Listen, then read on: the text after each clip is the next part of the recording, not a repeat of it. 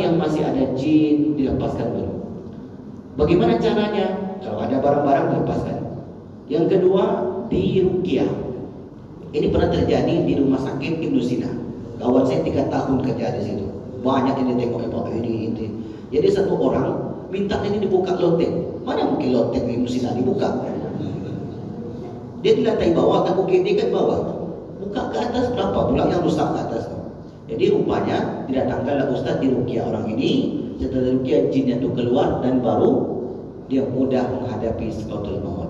Bismillahirrahmanirrahim. Bapak ini 2 hari sekolatul maut. Ada satu ucapan dia selama 2 hari itu terus diulang-ulang. Buka Sarawadin, kata dia. Itu ucapannya Pak. Masih hidup orang itu cerita ke saya. Dulu di sini itu Ustaz kata dia. Buka Sarawadin, kata dia. Lalu kemudian dibuka enggak celananya? Tentu tidak. Jadi bukan itu rupanya maksudnya. Ternyata bapak itu di pinggangnya masih ada masih ada jimat tadi. Anaknya tak tahu. Ada yang punya jimat sini, abang jimat tuh. Kalau cincin bukan jimat. Jadi akhirnya setelah dibuka itu, yang dipegangnya itu, akhirnya baru orang ini berhenti ngomong. Artinya apa? Seseorang yang mengambil khodam dengan jin itu, mereka itu ada perjanjian. Coba Bapak Ibu buka Quran surat Jin ayat ke-5. Wa annahu kana rijalun minal insi ya'uzuna birijalin minal jinni fazaduhum rahaqa. Itu surat Jin ayat ke-5. Karena surat Jin itu menceritakan ada sekelompok manusia yang mengambil khodam di kelompok jin dan akan mereka itu timbal balik.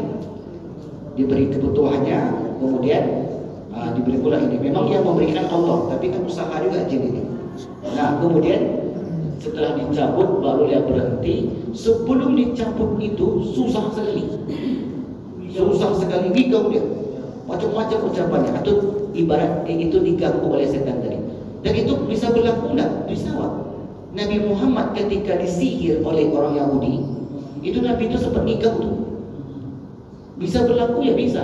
Makanya turun surat ketiga Qul untuk melindungi kita agar terhindar dari gangguan jin dan setan tadi.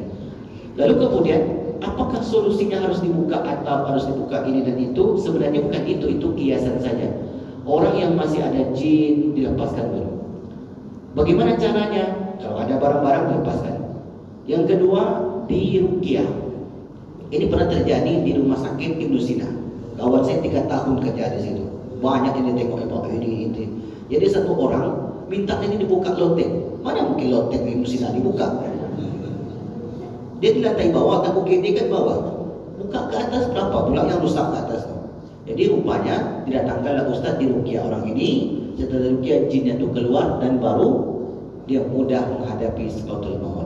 Karena jin itu, jin yang jahat itu, dia pasti kafir, menginginkan kita murtad kepada Allah SWT.